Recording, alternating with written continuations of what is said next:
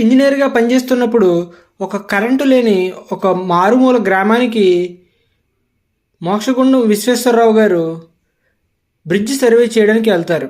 Bridge survey చేసిన సాయంత్రం అక్కడ చీకటి పడుతుంది.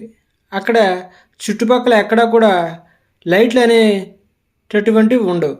అయితే ఆ ఊరు పెద్ద ఇంట్లో రాత్రికి బస చేసేటప్పుడు ఆయన భోజనం చేసిన తర్వాత ఒక కొవ్వొత్తిని తీసి వెలిగించి ఆ రోజు ఉదయం నుంచి చేసిన సర్వే వర్క్లన్నీ కూడా చేస్తారు.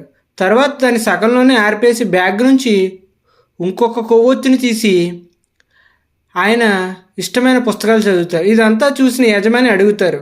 అప్పుడు ఆయన నవ్వుతూ, మొదట తీసింది నా ప్రభుత్వం ద్వారా ఇచ్చింది, రెండవ తారీ తీసిన కొవ్వొత్తు నా ఆనందం కోసం నేను పుస్తకం చదువుతున్నప్పుడు దాన్ని మాత్రమే వాడుతున్నారని చెప్తారు. వెంటనే ఆయన ఆశ్చర్యపోతూ నవ్వుతారు, అందరికీ చెప్తారు.